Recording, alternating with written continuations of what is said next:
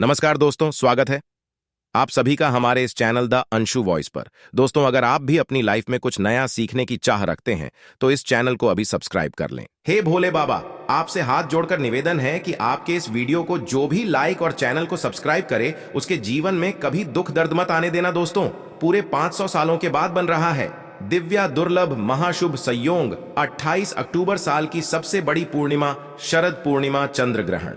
इस दिन चुपचाप गाय को खिला दें। ये एक छोटी सी चीज रोड़पति भी होंगे, करोड़पति मिलेंगी। सभी संकटों और कष्टों से मुक्ति, मृत्यु दंड पितृदोष तुरंत होगा खत्म। पूरे साल आपके घर में भरे रहेंगे अन्न धन के भंडार। यूं कहें कि आपकी 7 पुश्तें तक करेंगी। रुपयों पैसों पर राज मां लक्ष्मी के आशीर्वाद से आपकी 7 पीढ़ियों तक बैंक बैलेंस बढ़ता चला जाएगा। सभी दुख दर्द संकट कष्ट होंगे दूर और सुख आपके कदमों में आ जाएंगे। सुख आपके कदम चूमेंगे यदि आप यह एक छोटी सी चीज गाय को खिला देते हैं 28 अक्टूबर यानी कि शरद पूर्णिमा के दिन। दोस्तों, यकीन मानिए तत्काल गरीबी समाप्त हो जाएगी। आपके जीवन से गरीबी का नामो निशान खत्म हो जाएगा।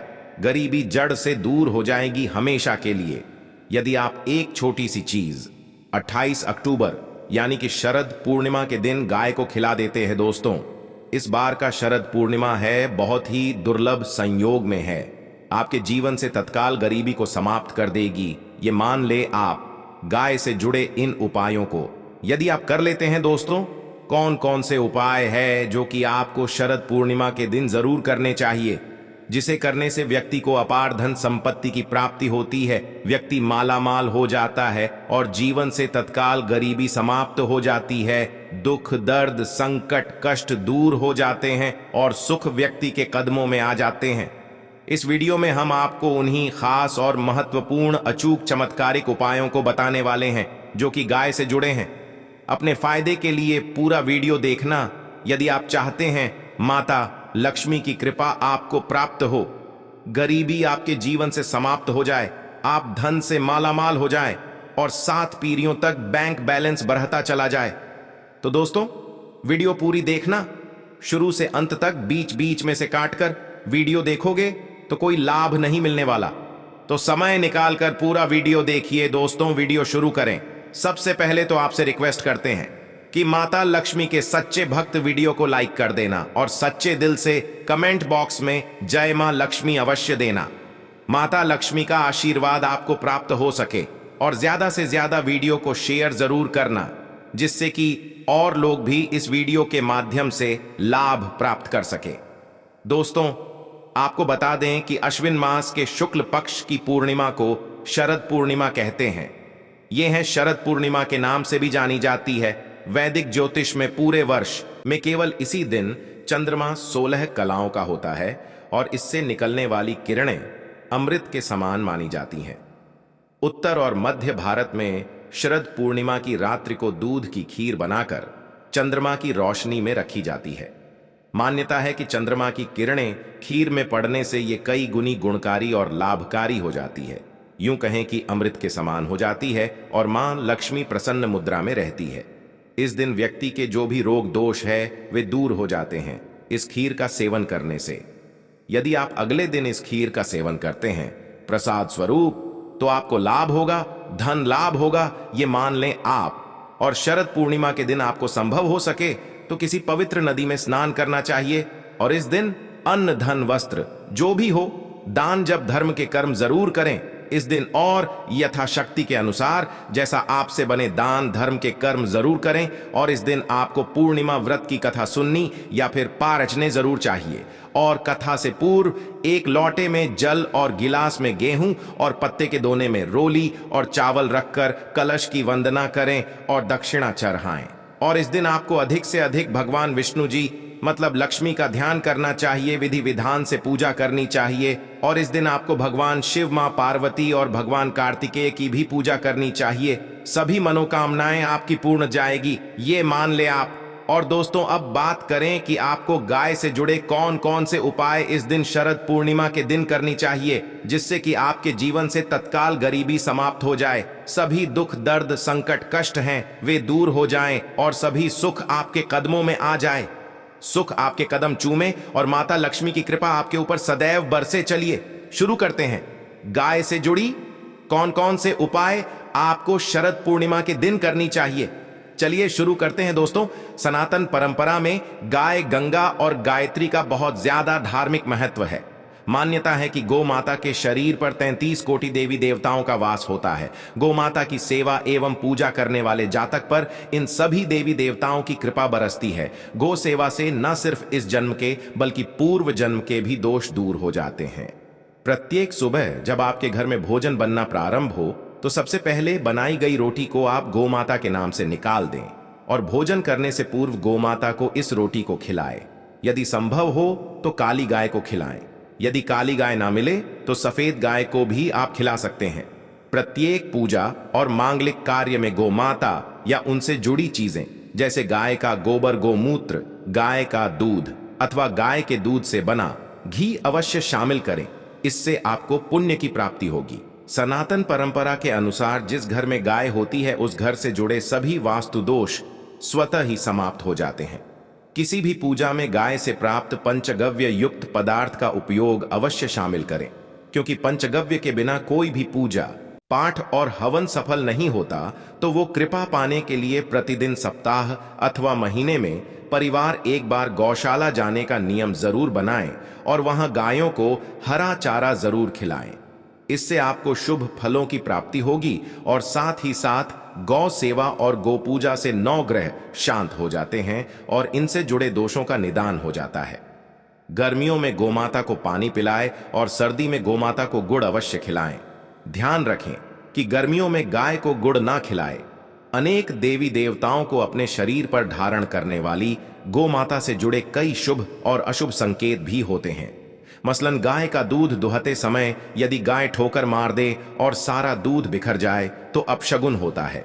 यदि कोई यात्रा पर निकल रहा हो और गाय अपने बछड़े को दूध पिलाती सामने आ जाए तो निश्चित रूप से जिस यात्रा के लिए आप निकले हैं वे यात्रा आपके लिए अवश्य ही सफल होगी और वह काम जिसके लिए आप निकले हैं वे अवश्य ही पूर्ण होगा।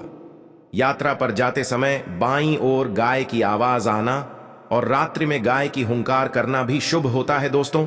साथ ही साथ गाय के साथ अब भूलकर भी ये काम ना करें, अन्यथा मिलता है घोर नरक और जीवन भर की परेशानियां।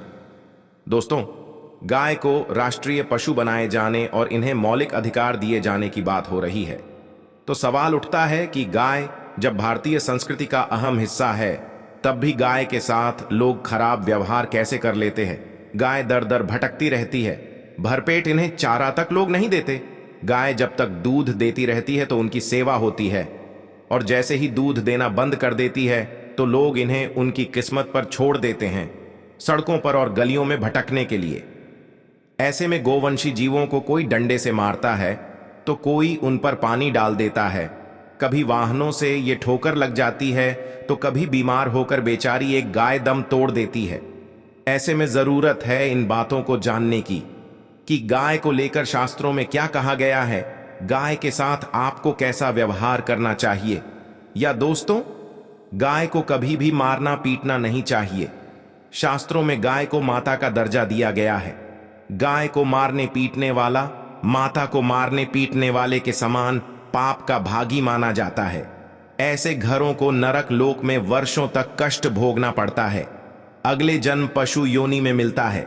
कथा है कि गौतम मुनि ने गलती से गाय को डंडा मार दिया था जिससे गाय की मृत्यु हो गई थी और इस पाप से मुक्ति के लिए इन्हें वर्षों तक तपस्या करनी पड़ी।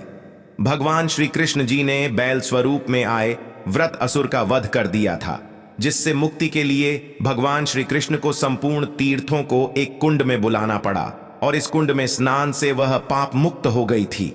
या दोस्तों, साथ ही साथ जो लोग पानी पी रही गाय को भगाते हैं वे घोर पापी के भागी बनकर नरक भोगते हैं, ऐसा पुराण में बताया गया है। जबकि जो लोग गाय के लिए प्याऊ और चारा बनवाते हैं वह मां भाग्य होते हैं। ऐसे लोग घोर पाप से मुक्त होकर स्वर्ग पा जाते हैं और बड़े ही धनवान कुल में जन्म लेकर सुख भोगते हैं। और साथ ही साथ आराम कर रही गाय को कष्ट देकर कभी भी उठाना नहीं चाहिए। कहते हैं कि जिस स्थान पर गाय बैठी है वहां से नकारात्मक ऊर्जा समाप्त हो जाती है। गाय के बैठने की जगह को जो लोग नियमित साफ रखते हैं वे पूर्व जन्म में किए गए जाने अनजाने में पापों से मुक्ति हो जाते हैं और गोलोक में स्थान पाते हैं। गाय को डंडा मारकर उठाना, पानी डालकर उठाने से मनुष्य पाप का भागी बनता है और अगले जन्म में उसे दर दर भटकना पड़ता है। और साथ ही साथ शास्त्रों में बताया गया है कि गाय का दूध उसके बछड़े के लिए होता है। गाय के बछड़े से बचा हुआ दूध ही मनुष्य को लेना चाहिए, लेकिन कुछ लोग एक बार गाय को दूह लेने के बाद फिर से बछड़े के लिए बचा हुआ दूध भी दूह लेते हैं। ऐसा करना घोर पाप कहा जाता है। ऐसे दूध को दुहाने वाला और ग्रहण करने वाला दोनों ही पाप की भागी बन जाते हैं। दोस्तों, साथ ही साथ शास्त्रों में कहा गया है कि गोवंश यानी गाय और बैल के पीठ पर नहीं बैठना चाहिए। इनके पीठ पर बैठने से महापाप लगता है। ऐसे लोगों को नरक की यातना भुगतनी पड़ती है।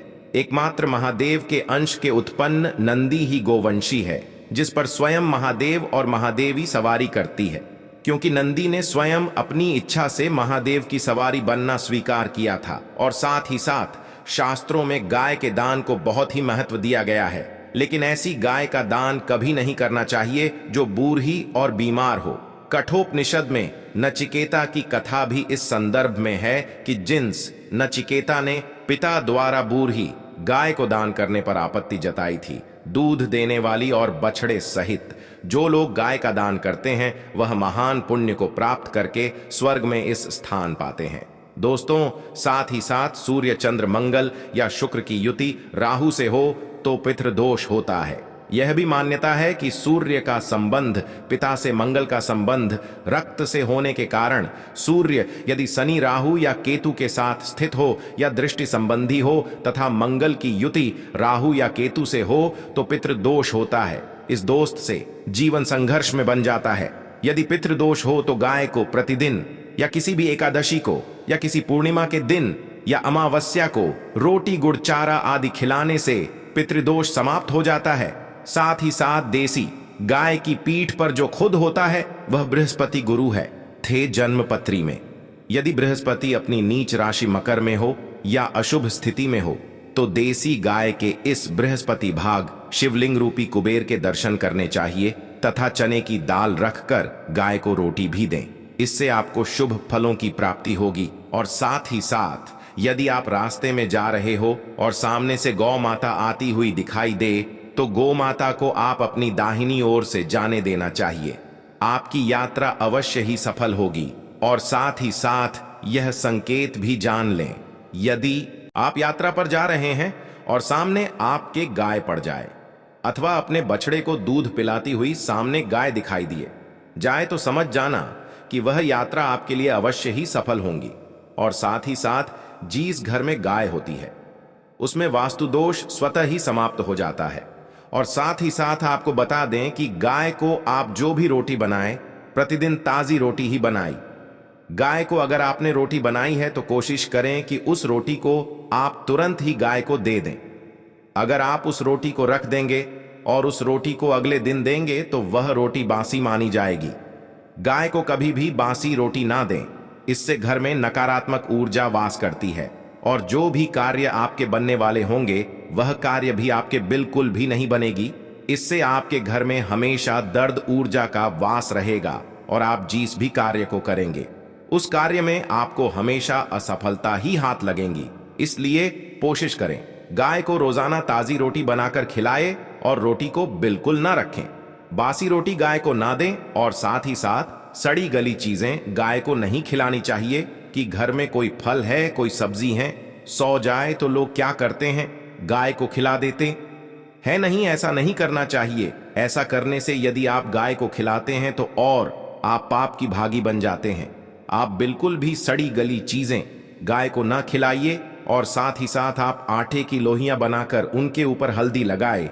इसके बाद आप उन 11 को एक एक करके गाय को खिलाए। प्रत्येक लोई को खिलाते समय गाय के सींगों पर आप हाथ से नहीं, पीठ पर हाथ पे नहीं, मस्तक पर हाथ पैरे माता गाय की आप चरण के स्पष्ट करें। या दोस्तों, ऐसा करने से आपके समस्त कार्य बनने लगेंगे। जो दुख का समय चल रहा है वे भी समाप्त होगा। आपके जीवन में खुशी है, खुशी होंगी। और एक बार आप 7 बार गाय की परिक्रमा भी कर लें तो आपके समस्त कार्य पूर्ण होंगे। और साथ ही साथ आप गाय को जब भी रोटी दे, रोटी पर या तो आप थोड़ी हल्दी लगा लें या थोड़ा गुड़ रख लें। अगर गुड़ ना हो तो आप थोड़ा मिश्री रख सकते हैं, थोड़ा घी रख सकते हैं, या दोस्तों गायब हो कभी भी सूखी रोटी ना खिलाए। सूखी का मतलब गाय की वो जो रोटी रखें खिलाए उस पर कुछ ना कुछ रख कर खिलाए। हल्दी रख लें, गुड़ रख लें, मिश्री, घी, अब जो भी रख लें, मतलब खाली रोटी नहीं खिलानी है।